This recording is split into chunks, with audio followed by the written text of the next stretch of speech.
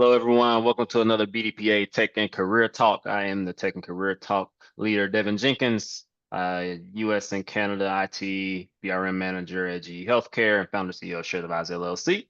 Currently reside in Charlotte, North Carolina, and we have a wide range of attendees with us here today, and an even wider range watching us on YouTube. So thank you for watching this here today. Make sure you share this with somebody, like, share, subscribe, comment below. Click the bell so you know when we post and go live. We're doing this like every other week. So plenty of content. There's something out here that you need. I mean, I'm sure there's more that you can benefit from as well. So thank you for watching this on YouTube, and thank you for being with us here live today for today's conversation. I always like to give a little bit of context behind BDPA as well as the Tech and Career Talk platform before we kick things off, just in case we have some new faces. The BDPA is Black Data Processing Associates. We were founded in 1975 as an organization focused on building the African American talent pipeline in the technology industry. We have a focus on developing computer skills, technology skills, professional development, and preparing our young people, our youth, especially middle and high school students, to have careers in the technology sector. But we also provide forums and opportunities for professionals and collegiate students to continue to develop their skills and expand their networks to continue advancing their careers as well. And our mantra is advancing careers from the classroom to the boardroom. You did hear me say 1975. This is our 50th year. Yes, 50 years of BDPA. Man, feels like it just started yesterday, right? The 50 years, man, it's been an amazing journey thus far. But we are super excited for this milestone, and I would be remiss if I do not encourage you to go to conference.bdpa.org and register for BDPA Con 25. We will be in Atlanta, Georgia at the Westin Peachtree Plaza August 13th through 16th for our 50-year golden anniversary conference. I can tell you it's going to be an amazing experience.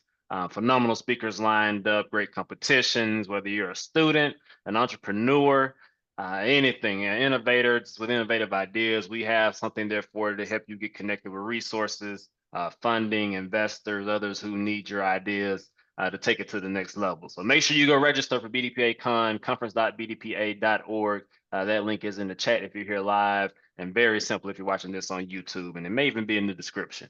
So make sure you go click that link and register for the conference. We can't wait to see you there. These Tech and Career Talks take place on the second and fourth Friday of each month. There are a few special scenarios where it doesn't happen, but for the most part, we're here second and fourth Friday of each month for 1 hour, bringing in different speakers, speaking about different topics. Some are more hard skill, technology focused. We've had cybersecurity talks, AI conversations. Some are more on the soft skills side, talking about emotional intelligence and career navigation. We've talked about resumes and LinkedIn. So we have a wide range of topics. So whether you're a student looking to get into the field, you're entry level, you're a retired executive, it doesn't matter. We have something that you can benefit from and get value from. So glad to have you here. At this time, I'm going to get out of the way. I always look forward to our conversations with our partners over at Vanguard Consulting Group. So our good friends Akil and Amara will guide us through our experience today with our esteemed guest, who is no stranger to BDPA or this platform at this point. So super excited for today's conversation. So Akil, Amara, I will give you all the floor and look forward to today's dialogue. Fantastic, fantastic. Good morning, everybody. Thank you for joining us. I first want to echo everything Devin just said about the conference. Get there, get there, get there. It's going to be all that a 50th anniversary conference is supposed to be. There's a whole crew behind the scenes that are working very, very hard to make it happen for you guys. So we want to make sure that you go to the link that is in the chat and register and be part of it. And I just wanted to add, he said a lot of people that it's for, but I want to make sure that we let you guys know that it is also for those who are trying to employ tech talent, because there is a whole bunch of tech talent there. And if you have time to go to the pitch competition, you might just find your next investment. If you go to Code Sip and Repeat, you may find, some talent in there. There's a bunch of activities, a bunch of speakers. So just want to echo what Devin was saying about that. I'm very excited about the conference coming up. Today, we are super juiced about having Dr. Pegues back. And the title of today's discussion is, "If Tech Can't Reach Everybody, It's Not That Smart," right? So this is going to talk about we're going to talk about a lot of things, but kind of the focus is on digital accessibility and what that looks like in real time in the real world, where there are deficiencies and how some suggestions to correct them. So I know people out there can get a hold of that. So I don't know if I even introduced myself. My name is Akil Bektemba. I am the president and CEO of Vanguard Consulting Group, LLC. My partner in Impact, we like to call ourselves, Amar Tennessee, who's our director of programs for Vanguard Consulting Group, LLC, is also on.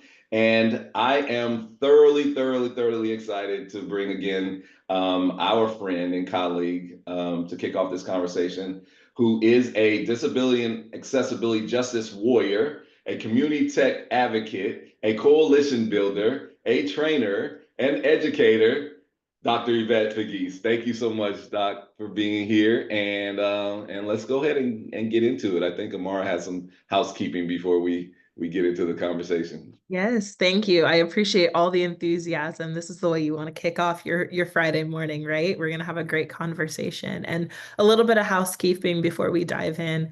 Throughout today's discussion, we are going to field as many questions as time allows. So please provide your questions in the chat, utilize that chat feature, and I will be moderating the chat to make sure that any questions you have for Dr. Pegues are brought to her and that we can have a great conversation. So let's go ahead and get started. Fantastic. And from here forward, we're just going to say Yvette because she prefers us calling her Yvette because we're family. but we're going to get started. So I want to kind of get us warmed up. And so we're going to start, with the origin story, right? How we got here today and who Dr. Pegues is for those who don't know. As your friend and partner, we want to know what brought you to this point in your journey. We kind of know, but we'd love for you to share it with the folks on the line about what was the plot twist, right? We know that you had kind of your life going in certain direction. There was a plot twist, and now you are doing the work and the amazing things that you're doing. So let's start there. What was the kind of the origin to get us going, and what was that plot twist that switched everything up and got you in the direction that you're in now? Great question. Thank you everyone for joining and for those of you hosting and managing this event. And even for those of you who will be watching after the fact, I want to thank you for joining us. And my origin story is probably not unlike many. I think things are changing just a little bit. I was raised in Miami, Florida, also known as the bottom, because it is at the bottom of the map. And I have a very diverse family and a very diverse household and neighborhood. So I was first generation immigrant, grown college and high school student. Neither one of my parents had a formal education, not because they didn't want one, but because they didn't have access to one. So it was important for me not to just go to school, but to finish school. And I did that. I loved school. It was a great respite for me. And I just love words. And so I found myself in university, locally at Barry University.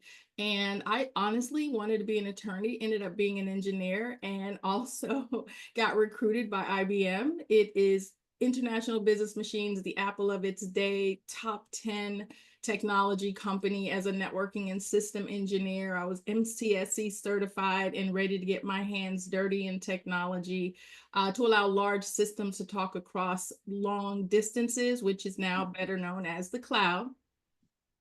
IBM, I believe, does also stand for I've been moved, because very shortly after being recruited, I was moved to Atlanta. I know I said Canton, Tennessee in the chat, but I'm so close to Tennessee in Northwest Atlanta that I just use that sometimes. I don't know if anybody caught that, but the plot twist was, I was working obviously at an entry-level student position over years in time. I quickly moved through the organization. I wasn't getting my hands on technology as much as becoming a worldwide product and delivery manager. which was fun. I traveled the world. It was incredible. I met my husband, who was also an IBMer at the time. After my first child, I went back to school, as engineers assume they need for every area of their lives, just to be a better mom, to believe it or not. And I got a second degree in education and a Montessori certification, and it did help me understand the psychology of humans, especially my child. But, you know, being an overachiever, I got a great opportunity to transfer to Harvard and to work on this incredible system that they were putting together, where the School of Business, the School of Education, and the School of Law got together and created this advanced program for policy leaders in education. Right around that same time, I listened to my body, found a lot of pain on my right side, found myself in the emergency room, and they announced to me that I was born with a brain malformation that is now presenting itself as my actual brain falling into my spinal column. And he said, don't freak out. All we need to do is brain surgery. Mm.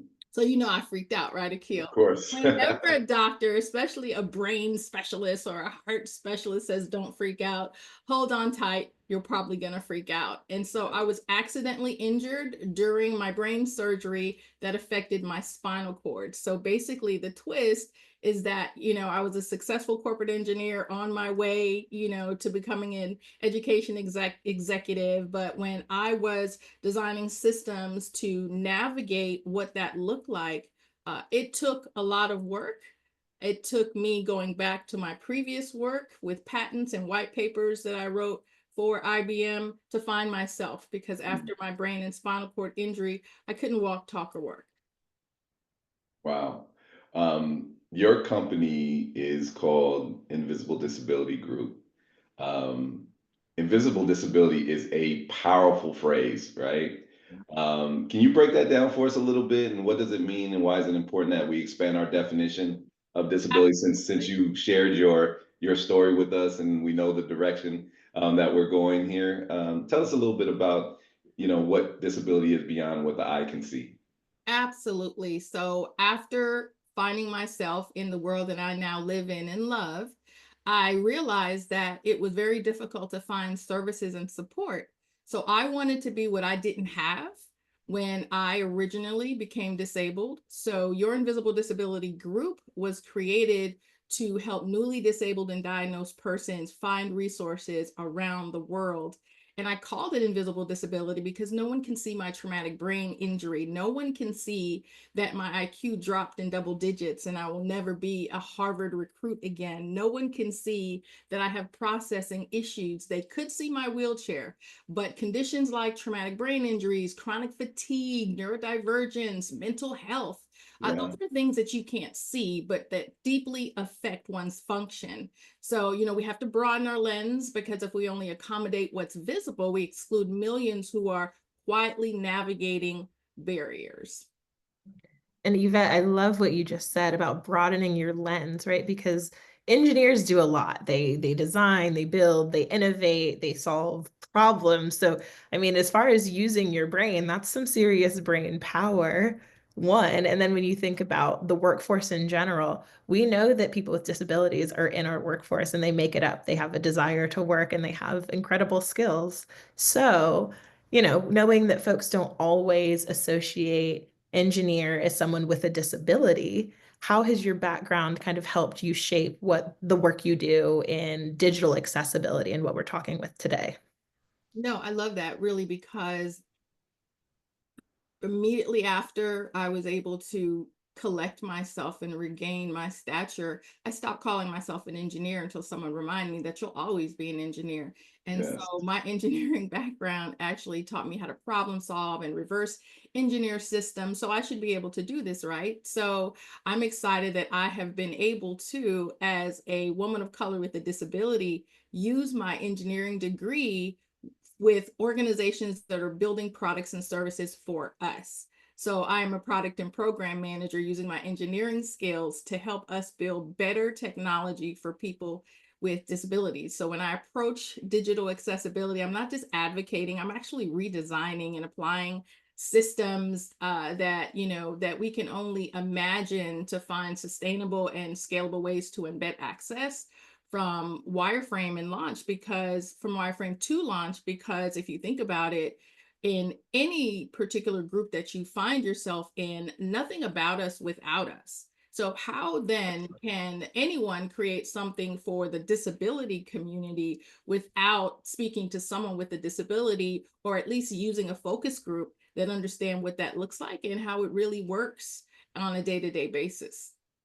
Absolutely. And I love all of what you just said there, especially nothing about us without us. And I see a comment from Jarrell Smith in the chat that he joined this meeting because of what you said specifically. His invisible disability of sickle cell is different, but he shares some of the same challenges. And so I love seeing some of those points of synergy, and something Yvette taught us very early on was that disability can affect anyone at any point in their life. And we know right now, just statistically, that it affects 1 in 4 people.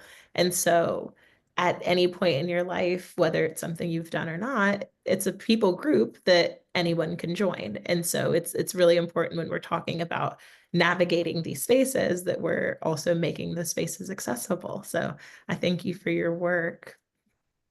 And Thank so you. of course. And so you're a woman in STEM, you've got this engineering background, you're also a disability advocate. So you've definitely occupied and worked and lived within some really interesting intersections. So how do you specifically navigate that space between representing the disability community, the work you're doing in education, but also, causing real disruption to some of these systems that we have in place that we know we need to break down? No, I love that question. And I also am so grateful for comments that align with what we're talking about in ways that most people aren't talking about it. And you're absolutely right about sickle cell. Thank you for disclosure. And I want to, speak to that question because, as I mentioned before, as a Black woman with a disability in STEM, right, I don't just check boxes, right? I dismantle them. I don't just open doors. I literally take them off hinges. I think mostly because I did not live with a disability. So to see the 180 as a woman of color with a disability in STEM, and to see how the barriers just pop up that weren't there before, not like there weren't any at all, but to see the additional barriers, especially being physically disabled and visibly coming into a room in a wheelchair, although my wheelchairs are usually pretty awesome. Yes. I show up, I show up in spaces that aren't built for me, and challenge them to evolve. Literally, I think early on, I used to shrink in big rooms that weren't built for me because I just didn't fit, until I realized that it's actually a good thing to get in the way, because it's not until you get in the way until you challenge the status quo and allow them to evolve, right? I believe representation should also lead to education, which leads to innovation that includes everyone. So ironically, being an engineer and an educator, when you look at both sides of your brain and how they don't always touch each other, I'm excited that I was able to do both. Even with this disability, to touch on my engineering side, because that's all I've ever done prior to my disability, and then line up the education piece, because I'll be honest, as an engineer, I wasn't a very good teacher. I did what I did it well, I explained it, and then I got it done. And so now with my education training, I can now teach it in a way that makes sense to me with an intellectual and developmental disability in what we call plain language. So if ever information is delivered to you and it feels too big, whether it's in the medical field, a field that you're not familiar with, or even engineering in a space that you're not familiar with, ask for plain language. It's a trend that allows all of us to understand the information and not speak in jargon. And that in a lot of, situations will exclude you. That's fantastic. And I want to kind of dive a little bit even deeper into digital accessibility, specifically in the tech world, right? This is the BDPA Tech and Career Talk. So we're going to get our blend in here. I want to talk about what does true digital accessibility mean, because it's definitely not just screen readers and captioning and things like that. It's a little bit deeper than that. And as a second part of that, what are the most common accessibility mistakes that tech companies are making. So maybe you can answer the first and then the second. I don't know if they blend together, but I really want to, want your most polite way of calling out calling out the dysfunction or the lack of accessibility in a lot of the workspace, especially in tech, as it pertains to the digital accessibility. Absolutely. And believe it or not, even though it's not, just screen readers or captions, those are not always even an option, right? But it is about user dignity, right? And that's where plain language comes in. You want to be able to do your best, but you have to first understand it. So can every user or end user, regardless of your disability, engage, contribute, and thrive without workaround or shame or asking additional questions that they may not even be comfortable asking? That's the gold standard. So when we talk about comment tech and mistakes that I try to politely call out, well, I mean, the biggest mistake is designing for the average user. There's no such thing as an average user. That doesn't exist. So my favorite like polite call out might be, right, that this is a really smart feature, but let's make it smarter by testing it with users who move, think, and interact differently, and employ those people and put them in leadership positions so that others, possibly with invisible disabilities, might be willing to disclose. Because you mentioned something earlier, Amara, that 1 in 4 equals about 61 million Americans. And another cool stat is that 50% of us will experience a disability in our lives, whether it's short-term, long-term, situational like COVID, or around aging. So the end user that is supplying you with the money to pay for your services and products are very largely, at least 20 to 25%, those with disabilities. And let's not forget those who love them and work with them, who Right. understand and care about them, that are using your systems, and will call you out as well. All of those people that are impacted. Yeah. What are your top 3? So as you're evaluating tech, you do a lot of analysis on what's out there and what's going on. When you're evaluating a tech product or a platform, what are the top 3 red flags that scream at you when you're like, this isn't built with all users in mind? Well, when we look at digital accessibility, I think very simply, there's no alt text or Okay. image descriptions, right? For someone who may be visually impaired. Mm. Visual impairment does not always cover blindness, right? There is a line between having just bad vision or low vision and being blind, but anywhere on that spectrum requires that these descriptions can be read by a reader who may not be able to see the text in the color. A second one might be like flashy visuals with no keyboard navigation. And as I mentioned, the colors that we use maybe on our website, and the output sometimes is not visible for someone who may be colorblind, which may not be designated as a disability, but something that makes it difficult and make individuals want to swipe left and just go somewhere else. Another one, let me see, a third one might be like vague error messages or inaccessible forms or formats. If I can't submit a form independently, your innovation is not finished. Yeah. You work with, and in the work that you do, you work with, agencies, Fortune 500 companies, large and small. Accessibility often gets tacked on like an afterthought, right? Or compliance or requirement. What does it really look like to build it in from the ground level, the blueprint stage? And how can companies shift towards that mindset? What do you give them as far as insight or recommendations in that? Well, it all depends because we're at different levels, right? And I would just say, based on design, right, you build it in like you build in security, right? If you think of it this way, from day one, that means hiring disabled designers, using inclusive personas in user stories, and budgeting for access the same way you would do that for universal design. It's not an extra, it's essential. with these numbers and individuals with disabilities, with skill sets and access to your systems, you shouldn't have to backpedal.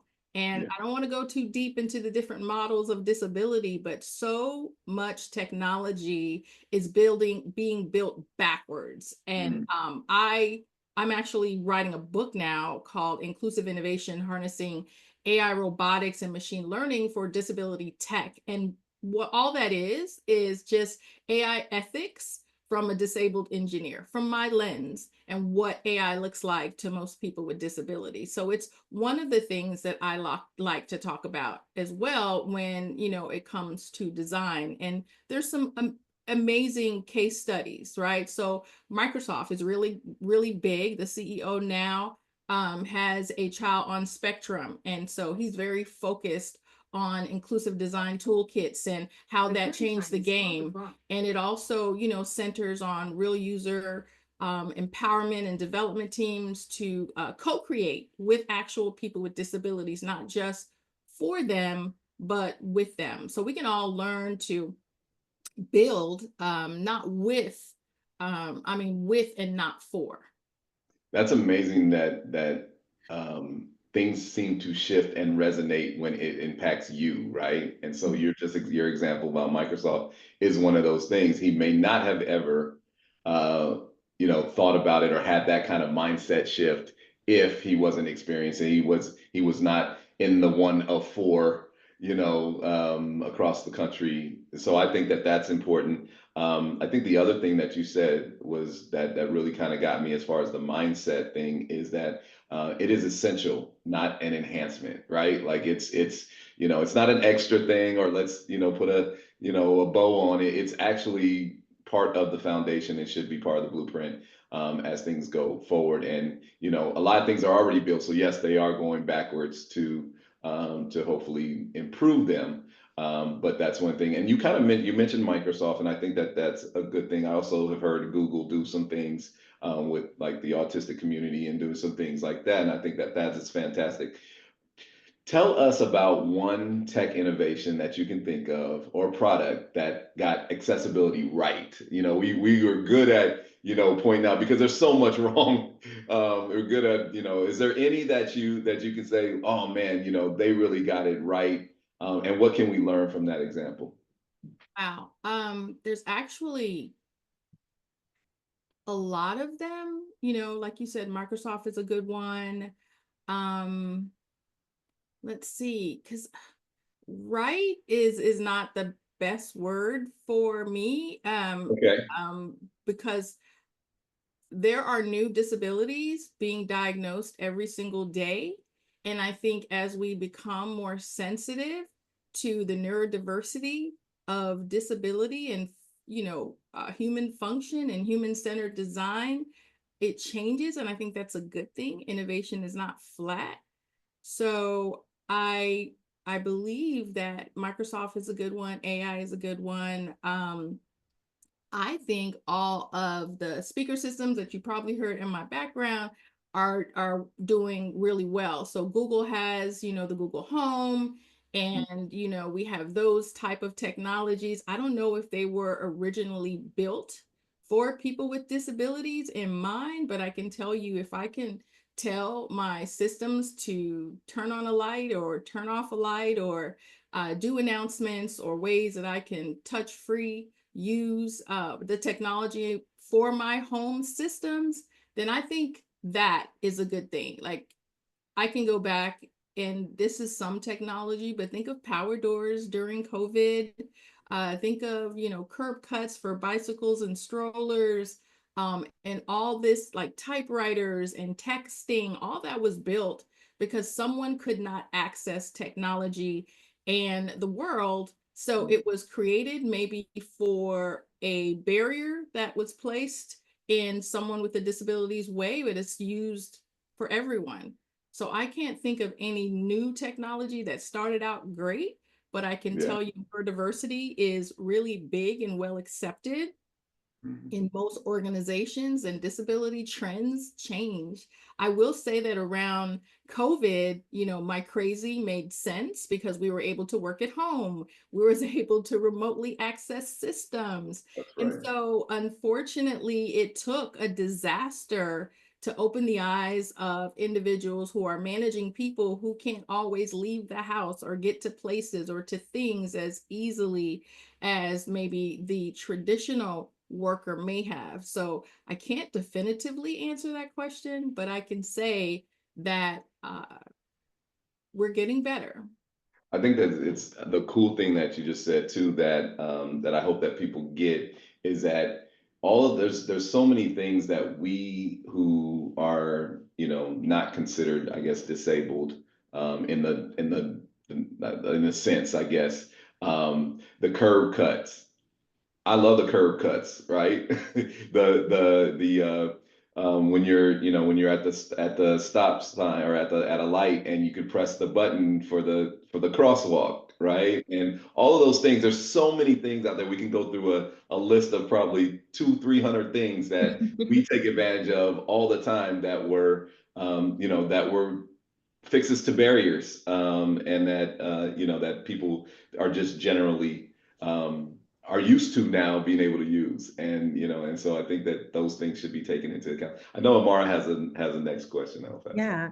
Can No, I and just I pop in for just a quick second, Amara? I just want absolutely. to respond because here's the deal. Like everything from the large accessible bathrooms in the airport to curb cuts to handicap parking and no parking zones. So many of them were created for individuals who have no other choice. But I think this conversation is important to recognize that when you talk about curb cuts, Akil, I shouldn't have to fight my way through a crowd to get to the curb cut. Right. Because if I don't use the curb cut, I can't cross the street or I can't do it in time.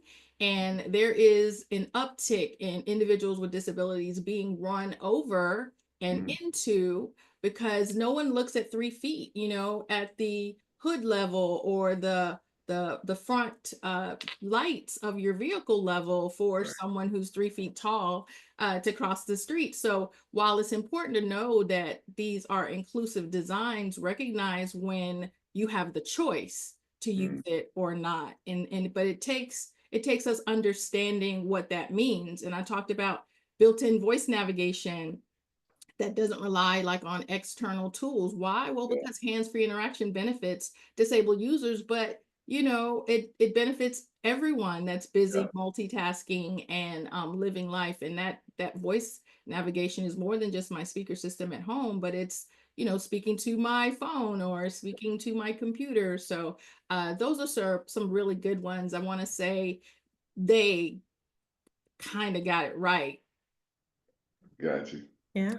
Sorry, Mara, go ahead. No, you're fine. You're fine. And, I think it's important, though, to call out some of the things of like, okay, we've made one step forward and that step forward is a good step forward, but let's not ignore the fact that we weren't able to move an entire movement, an entire group of people. We weren't able to advance them all forward together. And so that tells us that there's still work to be done. And it's exciting to hear from some of these large companies that we've got investment. People are looking for opportunity. But Yvette, for you, as you've been able to work and kind of create some of these accessibility frameworks, some of the training models that you've had the opportunity to work on, what's your kind of secret sauce? What are you able to do or to say to help get buy-in from these tech teams to understand not just the importance of digital accessibility, but building a sense of belonging and creating an inclusive workspace? How are you able to do that and get that buy-in? That's good. That's good. Well, Secret sauce. yeah, no, that's good. I don't know if this is a secret sauce, but I'll take it. I think for the most part, as I mentioned earlier, is I speak tech, right? But I translate lived experience. So to be on both sides of the table is really helpful because my secret sauce is really my storytelling. It's really empathy driven data, right? And live demos to show what inaccessibility actually feels like. Working with tech teams and helping them to actually feel barriers before they're ready to remove it, because we are very visual and tactile individuals when you talk about the development side or the engineering side. And until we can experience what that feels like and to see things from an empathetic, not sympathetic lens, you will have incredible buy-in. And one, simple example of that is when I do red, yellow, green health checks in hotels or businesses, especially common areas, I like to bring my wheelchair with me, a second wheelchair with me, so facilities or management can pull with me through those experiences so they can see how heavy the door is, or how inaccessible the front door may be, getting in and out of spaces and getting stuck in spaces. And that experience allows for individuals to resonate, even if just for a moment, with what life looks like on wheels from 3 feet from the ground as an adult. Yeah, no, and I think that that's a perfect segue into the next question, because it, we talk about, and you've talked about on multiple occasions, that accessibility is more than compliance, it's culture, right? And so, as a, we talk about kind of how, structurally what things look like when they're accessible. What does a truly accessible workplace culture feel like to someone with a disability? So there's the letter of the law, Mm, and then there's the spirit of the law. Let me just break that down a little bit. You can follow all the rules, but I still don't feel like I belong. You do yeah. the bare minimum, right, to get facilities or government to check a box. But do I feel the ease of entering your workplace, your systems, your products, your services? There are so many people with disabilities who do not feel leave the house because they only feel ease at home, because they have a built environment universally designed to keep them safe. And so every time I leave my front door, I promise you, I am running into barriers. I'm fortunate that I have tools that assist me to get into my vehicle and to actually drive with hand controls, because my legs are paralyzed from the waist down. But to use technologies like a wheelchair ramp and a 6-way seat, and hand controls that allows me to push, pull, drive, I really feel like I shouldn't have to explain why you need an adjustment or I need access to your system. It feels like being anticipated instead of accommodated, right? I mean, real inclusion is proactive, not reactive. And so many people feel like if they have a ramp in the back of the storage room, that should be enough. Right. There are exceptions, with buildings that might be historical, but for the most part, if I can't get in, then I can't participate, and I don't feel like I belong, and I won't do my best work. That's right. And the feeling of belonging. I like what you said about anticipating is also part of that. And I think that and we've gotten to spend a lot of time together, so I've learned a whole lot. But I think that it's also the broader society. It's the broader, so it may be something that needs to be baked into the workplace culture of an establishment or a company or an agency or those kind of things. But it also needs to start to be baked into the people. And so, that question was kind of an interesting one, just because it talked more about the feeling, right? And how do we create the feeling of a workplace that is, that is open and welcoming to all folks. So I appreciate you doing that. I think Amara's got the next one. Well, I love Akil kind of talking about what the feeling is in a workplace and those teaching moments and things like that, because I think Akil and I, in the times that we've known and worked with you, we've really gotten to learn a lot. And I think one thing that we've kind of bonded over and we've learned together in is that humor is a teaching tool. Never laughing at anybody, but laughing through situations and things that can kind of go awry or just unexpected. So I want to hear from you, Yvette, if you have maybe a story or an anecdote you can share with our audience about a funny or maybe unexpected thing that's happened during one of your trainings, and how are you able to maybe flip it into a teaching moment? Yeah, it's a lot more fun now than it was previously when I didn't necessarily have even my own grace to give to myself and to others. I still have people pat me on the head when I'm out and I have on makeup and my hair is combed and say, "Look at you, you're out and you're doing things and congratulations and go you." And things like, "Hey, how do you walk in those heels?" when I'm rolling through an airport with 6-inch heels on, and I have to pause until we both kind of catch up to the reality that I don't walk in those heels. And I can even tell you a developer that I worked with, because readiness is so important to me, right? Everyone wants to call their workplace inclusive. Some of them even have a public image of hiring those with disabilities, and the disclaimer on the applications, they're not even accessible. So I like to do a lot of readiness tests. So I found myself in a developer's cubicle, right? And his screen reader said, "Click here, stupid." Now, that might be funny, right? But someone with an intellectual and developmental disability may not find stupid a very fun word. And I know it was just kind of a temporary label that he was using for testing, and he forgot to remove it. So we laughed, we learned, we talked about respectful language and accessibility cues, and it was definitely a teachable moment. But context and conversation is so important, even when you are putting out a job opening, right? You have to recognize that some people reading it might need plain language to get to the point, and not just put a disclaimer at the end of a 25-page job description that says, "We do not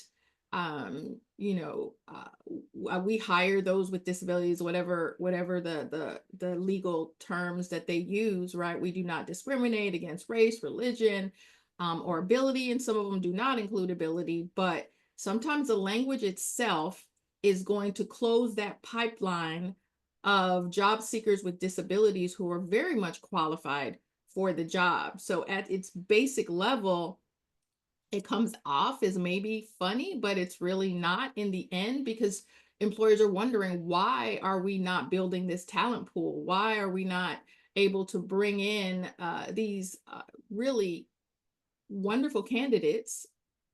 It's because of your language, not just the language you use in your job description, but sometimes the language you use in the office, just like that developer who thought it was funny, but he didn't know who was looking at it. So in that moment, I had to give him grace, because I really do believe that when we know better, we do better. And teachable moments are funny that way, right? They teach everybody, right? Even including yourself sometimes, because now you're learning how to handle, or you're continuing to develop your way in handling situations that you may not have been expected to, or that hadn't come across your plate before. So I love that and respect your approach to that. So if you could send one message to an HR department or a software developer or any of the folks in the country about accessibility, what would it say? And you get a bonus point if you could do it in a rap. A wrap. Just kidding, Okay. just kidding. But no, seriously, what would be that message that should be kind of a highlight for those folks that are kind of setting those policies in those environments? Okay, this may come off corny, but build it right from the start. Accessibility is a tech team's art, something like that. So, when Devin opened, he talked about hard skills and soft skills. I think a combination of both is so important. There are words we don't use anymore, right? But if people can click, tap, or see, then it's not smart technology. Isn't that what we're talking about? Yep. How smart is technology? Technology is only as smart as the person who touches it, builds it, and innovates using it. It won't slow you down. It actually speeds you up. And if it's done early on and it's front loaded, then you can really close it out quite quickly, and you'll find a lot of end user satisfaction in your technology, in your workplace, in your office. It's really universal. No, that's fantastic. Thank you. Um, so you do so much advocacy, education, speaking, consulting, parenting, and community building. What keeps you grounded? And what's the one thing that you do just for joy that has nothing to do with accessibility? I know this is a diversion from the rest of the content, but you know, what makes you smile, and what is the, you know, kind of outside of the accessibility? What do you do for joy? Yeah, I don't think it's too far off the beaten path. Faith absolutely grounds me. I remember when I originally came home, I couldn't move very much. I was in the bed for long, long periods of time. I was on heavy, heavy medication.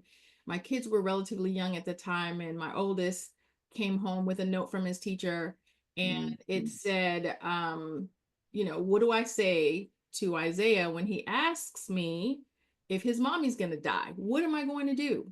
What am I going to say? I don't know how to answer this question.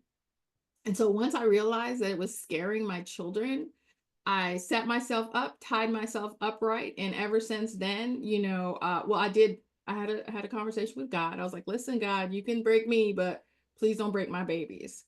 And they have become the most emotionally intelligent humans. Like, they're so emotionally available. They are very loving to other people, regardless of their disposition. But, as far as joy is concerned, I know you both know, but adaptive sports, I really do believe that activity is a form of advocacy. And when I talk about adaptive sports, I'm talking everything from scuba diving to snow skiing, skateboarding, surfing. And there's a lot of technology involved in that as well. In order to get me, someone with a brain and spinal cord injury, to do some of this, some of these sports takes some technology, but it's so much fun. And I get to be the crash dummy because people are calling me in and saying, "Hey, let's try sailing. That's the next one I'm getting ready to do." And so adaptive sports are amazing. I think I'm up to about 21 different adaptive sports. And since I have boys, it makes me look really powerful and competitive, because most of what my kids do athletically, I did first. Yep. And lacrosse, I think, was something one of my youngest son wanted to do, and I said, "Let me try it first." So I flew out to Indiana, and they do have like a wheelchair training for lacrosse, and I Wow. was able to learn how to play and give my children permission. And like the scuba diving, my husband would have never said yes had I not done it myself. And Right. so now my boys are scuba certified, and they're working on certification to scuba with me, because I do have to scuba with a partner. But it just opens up our world. We get so much joy out of it. But I'm learning to adapt based on my behavior, not assumptions. So the fact that I am willing to make those make those trips, I'm able to co-create, ethically, and not really risk any bias when these equipment are being tested in a lot of ways on people with disabilities. So that adaptation is how I live my life. And I'm able to do that with organizations that are willing to create another path, just a little differently, for people who move differently. But I didn't even learn how to swim actually until after I became disabled. And I was like, Wow. can't believe I've been keeping myself away from this. So, what And you were in Miami by the water.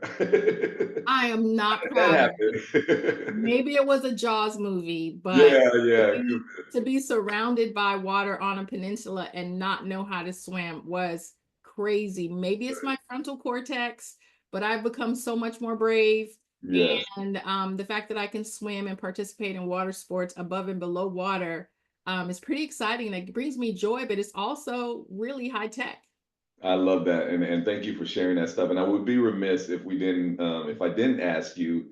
And this is probably for, I know we have folks on here from around the country, but right here in the Atlanta metro area, you're doing some pretty exciting things with the adaptive sports. Is there anything coming up that people should be paying attention to, or that that they should come out and watch or participate in?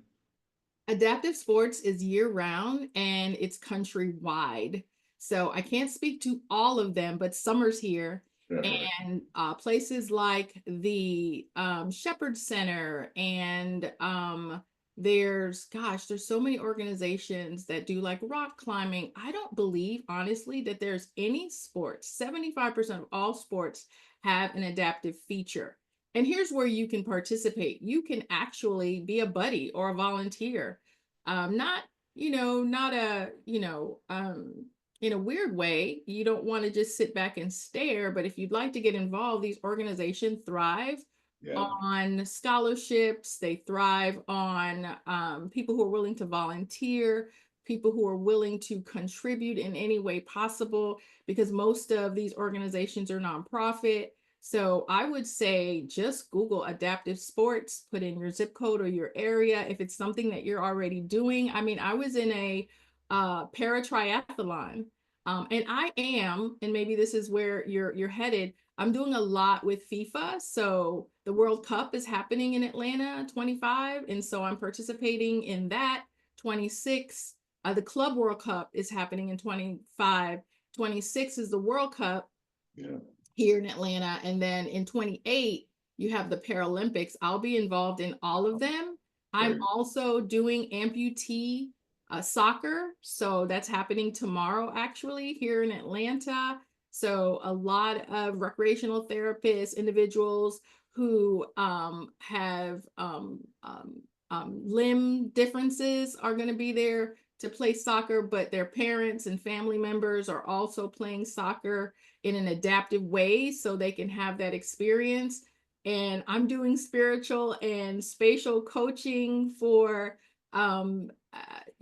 adapted athletes. So individuals who are really performing on a national level and in Paralympics. I'm offering them, spatial support so that they can have access to the places where athletes play, but also spiritual support. So they have a place to rest, a place to find solace and recovery. Believe it or not, it's not as common in adaptive sports, right? The NFL and the NBA, they have chaplains and ways to make sure that their mental health is intentionally tended to. So yeah, I didn't realize I had that much to say, but you're right. I'm doing a whole bunch of really cool stuff here. No, and I think that around the world. finding the joy is super important, and where you find joy and inspiration to do the work that you do is so important. I just wanted you to share that stuff because obviously it's very important. And the other part of it is that, as you said a few minutes ago and Devin said at the beginning, the audience here is vast. And so, some folks are looking for they want to be in tech, but they want something that is, that resonates with them personally, or they want to impact certain communities, or they want to do work outside of kind of just the programming and different things. And everything that you just talked about includes tech or involves tech in some way or another. And so I would just encourage folks that are listening and sharing this with other folks that there are actually occupations and jobs and other activities that you can get involved in where, I really like sports, but I really want to make this impact, but I'm really into tech. Here you go. This is a perfect example. She just listed a whole bunch of things that those folks can get involved in and actually get paid for as a career and going into those directions. So I'm glad that had a kind of an ulterior motive for you not only to give that list, but really kind of let people know kind of how it all merges together. I think Amara has the next question. Well, and hearing kind of some of those intersections that Akil talks about with AI, I know you have the book coming out, but technology, innovation, some of the digital equity that we've covered or digital accessibility that we've covered today. What about all of those different things and the intersection of those? What excites you about that? It's looking forward into the future. What excites you about those intersections and what could maybe come as far as equity goes? Well, I speak a lot about this in the book because innovation, inclusive innovation is not an intentional part of AI as it's growing faster than we can even harness. But I feel like as far as intersections are concerned, it's whatever you want it to be. So Akil said it best. I'm a woman of color with a disability who's also an engineer, who loves tech, has an education background with kids who force me to be super athletic. So much like Akil said, the fact that I can take all of me and get paid to do great things in areas that I have great fun is really, really great, you know, for lack of a better word. And it's definitely favor because I hope that when I communicate this to the audience, that I'm not communicating it as something that I'm doing for free or pro bono. These are areas where I actually get paid. I actually get paid to try out wheelchairs that climb stairs, that can take on up to 6 inches of water and sand. And I can four-wheel drive in some of these wheelchairs. I can stand upright at a 90-degree angle. I can play golf. And so a lot of this work that I do and that I am contacted to do and test also allows me to be in this equipment and to not just experience what that looks like, but to also get paid to do it, right? So one of the latest things, I don't know if I've even shared it with you, is an exoskeleton company contacted me. An exoskeleton is just that. It wraps around your legs and it gives you the ability to stand and walk. So that's the next thing I am going to be testing, and it's for home use. It used to be very industrial, very medical, but to be able to use that at home, in my home, to straighten my back and move my legs with technology is again, incredible innovation and intersection with me, because it'll make me a better mom. You know, it'll get me into the community, and you know, my social impact when I share that with others will allow them to have access to some of this equipment that they may not have ever seen or heard. And I think finally I was invited to go sailing in Rhode Island, so adaptive sailing on boats that were specifically designed for wheelchairs. And Wow. I am like just really having a great time. And in most cases, it also intersects with my employment. And I do have the power of yes, because you know, I have my own organization, and I also have the power of no. So whenever it aligns and intersects in a way that doesn't just make me feel good, but advances the technology, always the engineer in the back of my head, then I always say yes. And saying yes to this call today is something that I love to be able to do, and hope to reach those listening live and in the replay to engage your imagination. It's the biggest part of the world that is never visited. So if you can imagine it, create it, and use your gifts to do it. And even your limitations, I'm using my disability to create innovation in this field that's never been even imagined. And so look at those areas of your life that you'd like to see grow, and open them up for yourselves. I love it. I love it. And actually, you probably, as we wrap up, I know we're coming to the end of the hour. Can't believe that it was so quick. I feel like we could talk all day about this stuff, but I had a kind of a closing call to action, but I think you may have just done it. It says, if you could give the BDPA community one mission to champion in the area of digital accessibility tomorrow, what would it be? And can we put it on a t-shirt? And you just said what you just said just now about imagination. And I don't know if you remember to repeat it, but to me, sounded, as soon as you said that, I was like, oh, that should go on the front of a t-shirt. Yeah, there's a lot. Like there's one that already exists that says "Don't diss my ability." Nice. Uh, I think another good one might be "Access is a feature, not a favor." Like that. You know, nothing about us without us. You know, I mentioned that before. Some of these may not be new. I think just in thinking through it, I'd like to challenge this audience to review every single digital tool that you use or build, right? And think about, can someone with limited mobility, limited vision, or neurodiversity use this without assistance? If not, then that is your next sprint. That is your next job. That is your call to action. And be you are welcome to use my eyes and my experiences. But I'm sure, believe it or not, if we're talking about 61 million Americans and 1 out of every 4 individuals with a disability, that the person that you need to help you through that is not as far away as you think.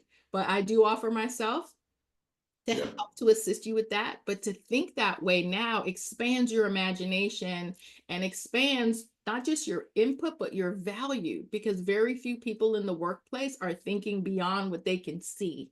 And so I hope that as a result of your hearing me today, that your imagination has been expanded, not in a way that feels sorry for someone with a disability, but sees the power of the mind and access to things that were never really available to us 40 years ago. The community of people with disability is getting younger. Like I actually volunteer in children's hospitals here in Atlanta, and children as young as 10 and 13 are surviving gunshot wounds and living with spinal cord injuries. Wow. Think about that age group and where you were at that age and things you wanted to do that might otherwise seem limited to someone the same age in the area of technology, and we're making it possible.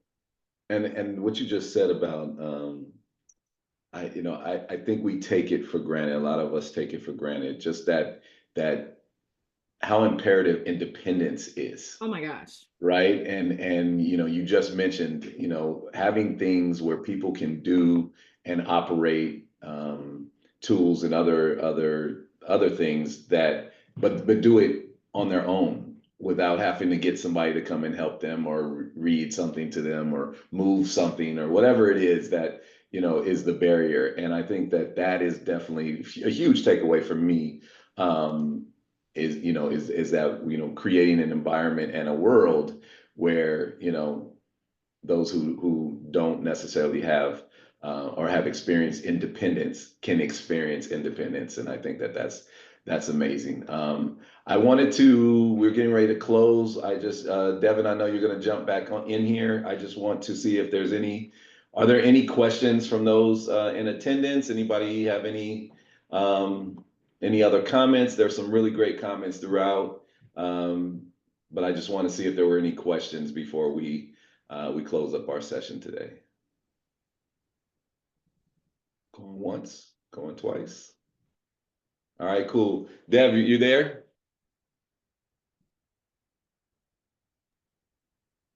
Yes, I am here. Can you hear me okay? Yes, yes. Good. Well, thank you to you, Akil and Amar, for facilitating today's conversation, and to you, Yvette, for coming and sharing all these great gems with us. We absolutely appreciate it.